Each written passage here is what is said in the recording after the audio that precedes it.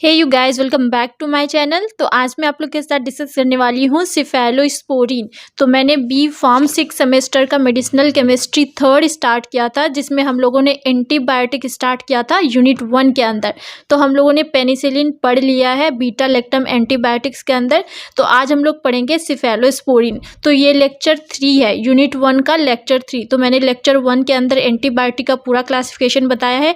Lecture 2 के अंदर beta lactam antibiotics मैंने स्टार्ट किया था, तो पेनिसिलिन मैंने कंप्लीट कर दिया है। तो आज मैं आप लोगों के साथ डिस्कस करूंगी सिफेलोस्पोरिन। तो चलिए वीडियो स्टार्ट करते हैं। तो सबसे पहले जानते हैं कि सिफेलोस्पोरिन क्या होता है। तो सिफेलोस्पोरिन बीटा लैक्टम एंटीबायोटिक्स होता है, ये तो हम लोग जानते ही है। तो इसको आइसोलेट किया जाता है सिफेलोस्पोडियम स्ट्रेप्टोकोकस, या फिर इसको प्रिपेयर कर सकते हैं हम लोग सेमी सिंथेटिकली। तो सबसे पहले सिफेलोस्पोरिन को आइसोलेट किया था साइंटिस्ट ग्यूसेप्पे ब्रॉडजू ने 1948 में। अब हम लोग इसका स्ट्रक्चर देखते हैं। तो स्ट्रक्चर में सबसे पहले यही ध्यान रखना है कि इसके अंदर होगा बीटा लैक्टम रिंग। ये है बीटा लैक्टम रिंग, टेट्रासाइक्लिक रिंग है जिसके अंदर नाइट्रोजन प्रेजेंट है, और इसके साथ जो रिंग प्रेजेंट होगा डायहाइड्रोथायाजीन रिंग प्रेजेंट होगा। बीटा लैक्टम के साथ डायहाइड्रोथायाजीन रिंग होगा, और यहाँ पे वही वाला ग्रुप अटैच होगा R-C-O-NH, जो कि पेनिसिलिन के अंदर था। सिर्फ ये वाला रिंग चेंज होगा। वहाँ पे 5 मेंबर रिंग था ये, और यहाँ पे 6 मेंबर रिंग हो जाएगा। सल्फर यहाँ भी रहेगा, लेकिन यहाँ पे 6 मेंबर रिंग होगा। तो इसके अंदर हम लोग नंबरिंग कहीं से भी स्टार्ट कर सकते हैं, नाइट्रोजन से भी कर सकते हैं, सल्फर से भी कर सकते हैं। यहाँ पे मैंने नाइट्रोजन से किया है, लेकिन SAR जब हम लोग पढ़ेंगे तो वहाँ से नंबरिंग सल्फर से किया जाएगा। यहाँ पे 1 नाइट्रोजन को दिए हैं, SAR पढ़ेंगे तो नंबरिंग सल्फर से करेंगे, वो ज़्यादा एक्यूरेट होता है। वैसे दोनों एक्यूरेट ही है, कहीं से भी कर सकते हैं हम लोग।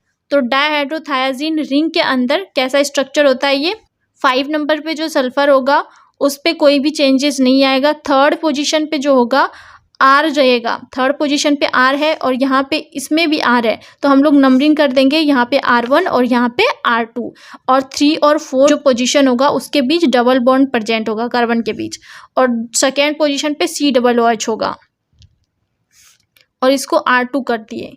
तो ये एसाइल रिंग है, ये बीटा लैक्टम रिंग है, और ये डायहाइड्रोथायाजीन रिंग है। तो यहीं पे ये लैंग्वेज के फॉर्म में है, it contain beta lactam ring which is fused with 6 member dihydrothiazine ring. और सिफेलोस्पोरिन में क्या होगा, 7 अमीनो सिफेलोस्पोरिनिक एसिड होगा, जिसको 7 ASA बोलते हैं। न्यूक्लियस होता है ये, और साइड चेन। अब देखते हैं हम लोग सिफेलोस्पोरिन का SAR। तो सिफेलोस्पोरिन का सबसे पहले स्ट्रक्चर बना देंगे। 1 पोजीशन पे सल्फर रहेगा, यहाँ से नंबरिंग करेंगे 2, 3 पोजीशन पे R1 मैंने बताया था। 3 और 4 पोजीशन पे डबल बॉन्ड रहेगा, और 4 पोजीशन पे कार्बोक्सिलिक एसिड ग्रुप रहेगा। 5 पे जो बीटा लैक्टम रिंग का नाइट्रोजन है वो रहेगा। 6 ये वाला रहेगा, 7 यहाँ रहेगा, 8 ये रहेगा। 8 पे डबल बॉन्ड O रहेगा, और यहाँ पे R2C+O NH 7 पोजीशन पे अटैच रहेगा। तो ये सबसे पहले स्ट्रक्चर बना देंगे। उसके बाद हम लोग देखते हैं कि फर्स्ट पोजीशन पे हम लोग क्या क्या चेंज कर सकते हैं, और उसका क्या क्या इफेक्ट देखने को मिलेगा।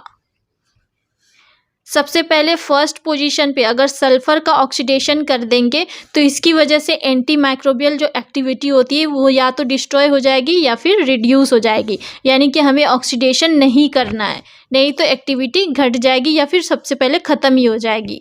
अगर रिप्लेस कर देते हैं सल्फर को ऑक्सीजन के साथ, तो इससे एंटी माइक्रोबियल एक्टिविटी बढ़ जाती है।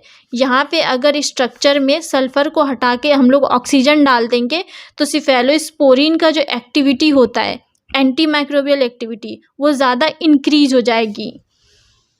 अगर हम लोग सल्फर को मिथाइल ग्रुप के साथ रिप्लेस करेंगे, तो इससे केमिकल स्टेबिलिटी बढ़ जाएगी। सिफेलोस्पोरिन की केमिकल स्टेबिलिटी बढ़ेगी अगर सल्फर को हटा के हम लोग मिथाइल यानी कि कार्बन डाल देंगे तो ये था फर्स्ट पोजीशन। अब देखते हैं सेकेंड पोजीशन पे हम लोग क्या कर सकते हैं। सेकेंड पोजीशन पे हमें कुछ भी चेंज नहीं करना है। तो सेकेंड पोजीशन पे हमें कुछ भी चेंज नहीं करना है। आप लोग स्ट्रक्चर में देखो, सेकेंड पोजीशन ये है, यहाँ पे कार्बन है सेकेंड पोजीशन पे, इसमें हमें नो चेंजेज, कोई चेंज नहीं करना है। अगर हम लोग थर्ड पोजीशन की बात करें, तो थर्ड पोजीशन पे क्या है, थर्ड पोजीशन पे R1 है, तो R1 की जगह अगर हम लोग एसिटॉक्सी मिथाइल ग्रुप रख देंगे, R1 को हटा के एसिटॉक्सी मिथाइल ग्रुप अगर वहाँ डालेंगे तो इससे एंटी माइक्रोबियल एक्टिविटी बढ़ जाएगी। वहीं पे अगर मिथाइल या फिर क्लोरीन डालेंगे तो ये ऑरली एक्टिव कंपाउंड बन जाएगा। इसका एग्जाम्पल है सीफाक्लोर और सिफालेक्सिन। ये होता है ऑरल कंपाउंड, यानी कि हम लोग इसे माउथ द्वारा ले सकते हैं। अगर R1 की जगह पे एरोमेटिक थायोल या फिर 5 मेंबर्ड हेट्रोसाइक्लिक रिंग भी डाल देंगे तो इससे भी एक्टिविटी बढ़ेगी। और सेचुरेशन अगर हम लोग कर देते हैं कार्बन 3 और कार्बन 4 के बीच तो इससे एंटी माइक्रोबियल एक्टिविटी घट जाएगी, यानी कि हमें डबल बॉन्ड नहीं हटाना है। जो डबल बॉन्ड था 3 और 4 कार्बन पे, यहाँ पे ये डबल बॉन्ड होना चाहिए। अगर हम लोग इसे रिमूव कर देंगे, डबल बॉन्ड हटा देंगे तो एंटी माइक्रोबियल एक्टिविटी कम हो जाएगी। अब हम लोग 4th पोजीशन की बात करते हैं। तो 4th पोजीशन पे कार्बोक्सिलिक ग्रुप था, तो अगर हम लोग कार्बोक्सिलिक ग्रुप को रिप्लेस करते हैं एस्टर ग्रुप के साथ तो इससे बायोएबिलिटी बढ़ जाएगी। लेकिन बायोएबिलिटी बढ़ेगी लेकिन एंटी माइक्रोबियल एक्टिविटी कम हो जाएगी, इसलिए कार्बोक्सिलिक ग्रुप को रिप्लेस नहीं करना है। और अगर हम लोग 5th पोजीशन की बात करें तो 5th पोजीशन पे नाइट्रोजन था और नाइट्रोजन एसेंशियल होता है एंटी माइक्रोबियल एक्टिविटी के लिए, इसलिए हमें नाइट्रोजन में कोई भी सब्स्टिट्यूशन नहीं करना है। और 7th पोजीशन की बात करें तो 7th कौन सा पोजीशन है? 7th ये वाला पोजीशन है जिससे कि R2C+O NH अटैच है, तो हमें सिर्फ यहाँ पे चेंजेस करना है, R2 पे चेंजेस करना है 7th पोजीशन में। तो R2 के जगह पे अगर हम लोग फिनाइल या फिर अदर हेट्रोसाइक्लिक रिंग अटैच करेंगे तो इससे स्पेक्ट्रम ऑफ एक्टिविटी इम्प्रूव हो जाएगी, यानी कि वो ज़्यादा स्ट्रॉन्ग बन जाएगा सिफेलोस्पोरिन। और अगर एसाइलेशन करेंगे अमीनो ग्रुप का तो इससे ग्राम पॉजिटिव बैक्टीरिया के अगेंस्ट जो एंटी माइक्रोबियल एक्टिविटी है वो इन्हेंस हो जाएगी। अब हम लोग देखते हैं सिफेलोस्पोरिन का क्लासिफिकेशन। तो इसका 4 जनरेशन है। तो फर्स्ट जनरेशन के अंदर हम लोग देखते हैं ऑरल एंड पेरेंट्रल ड्रग। तो ऑरल के अंदर एग्जाम्पल आता है सिफालेक्सिन, सिफ्राडीन, सिफाड्रॉक्सिल, एंड पेरेंट्रल के अंदर आता है सिफेलोथीन और सिफाजोलिन।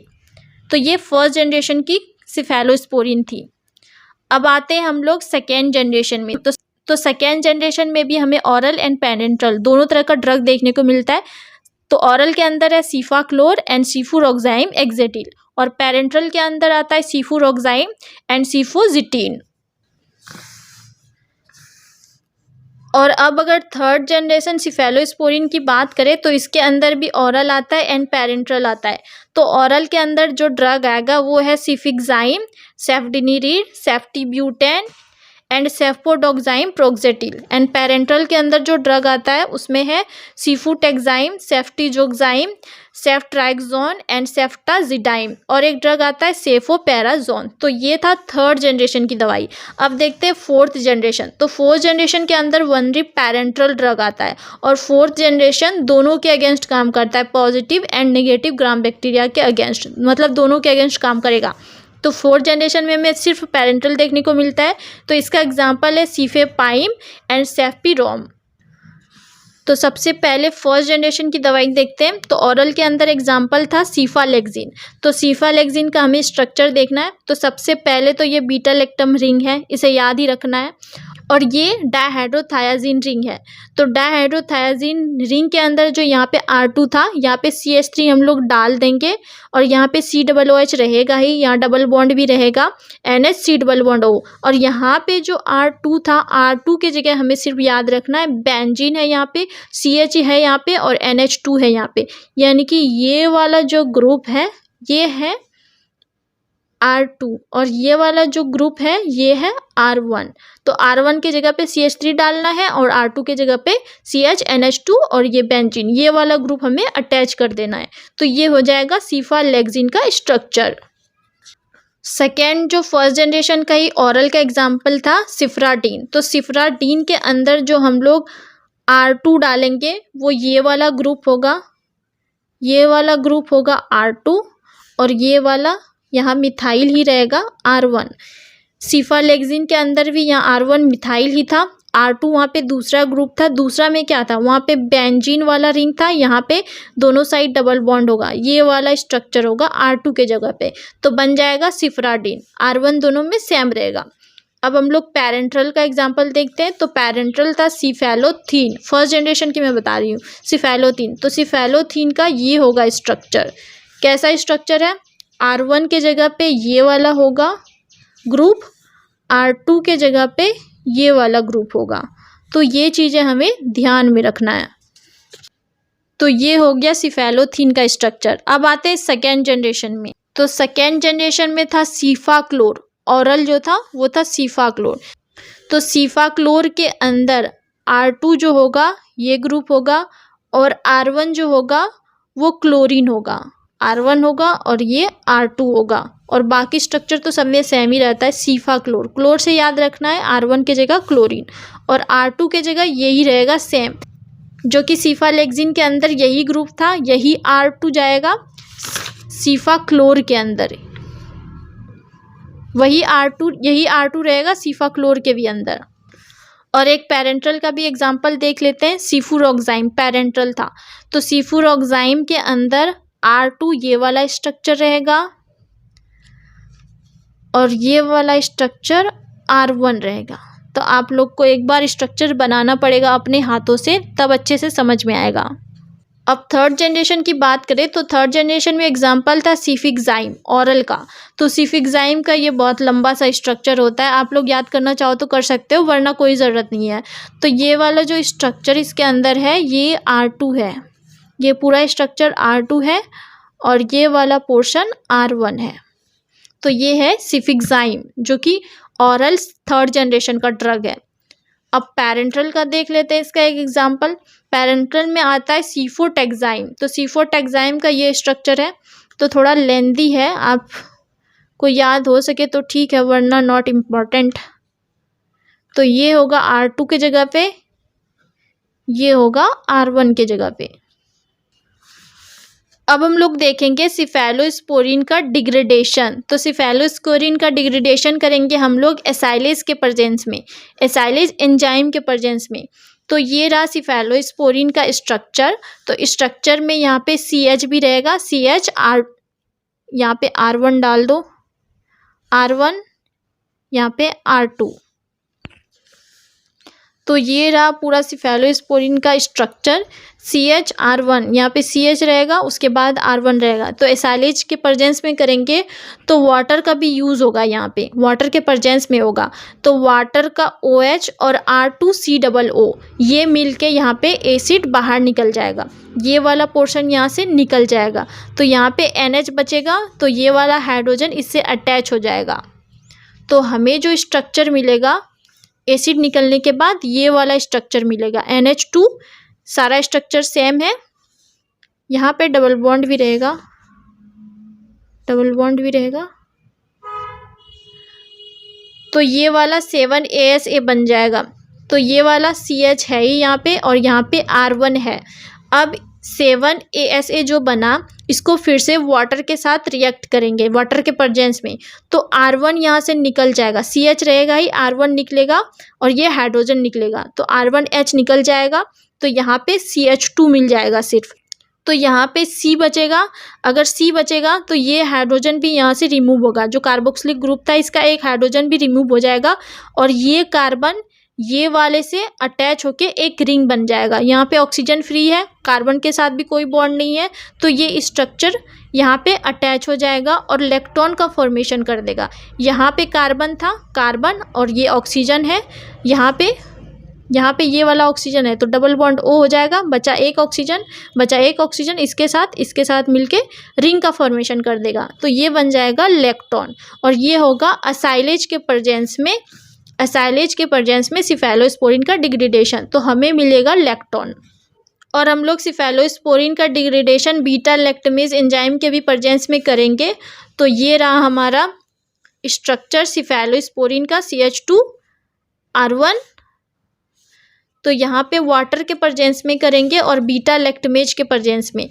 तो हमें जो स्ट्रक्चर मिलेगा सिफेलोस्पोरिनिक एसिड मिल जाएगा। सिफेलोस्पोरिनिक एसिड कैसे बनेगा, बीटा लैक्टमेज इस वाले इस वाला बॉन्ड को ब्रेक कर देता है, इस वाले बॉन्ड को ब्रेक करेगा तो C डबल बॉन्ड O रहेगा यहाँ पे, और यहाँ पे वाटर जो है इसका OH आके यहाँ पे अटैच हो जाएगा।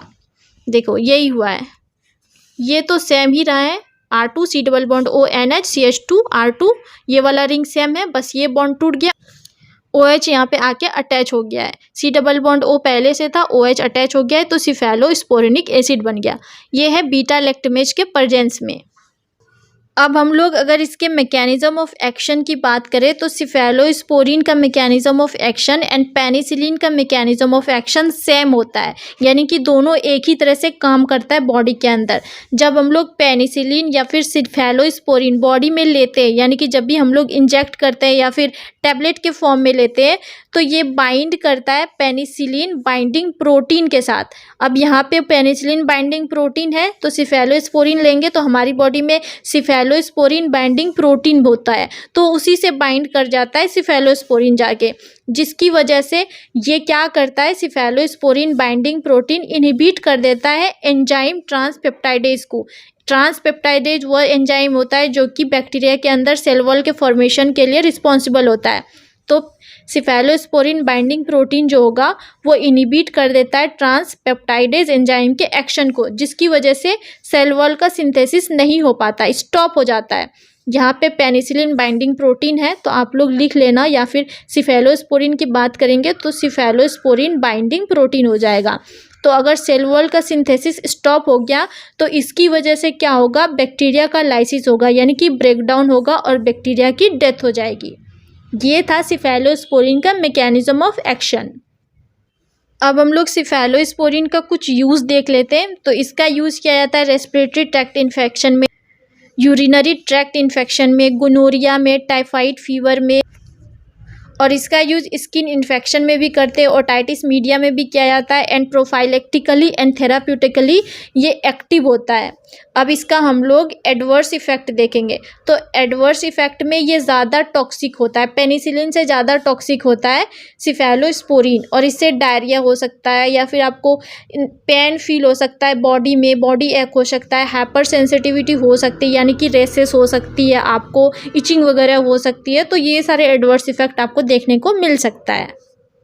तो सिफेलोस्पोरिन यहाँ पे कंप्लीट होता है। तो मैं आपसे लेक्चर नंबर 4 के अंदर beta lactamase inhibitors and monobactam के बारे में डिस्कस करूँगी, जिसके बाद बीटा लैक्टम एंटीबायोटिक्स हमारा कंप्लीट हो जाएगा।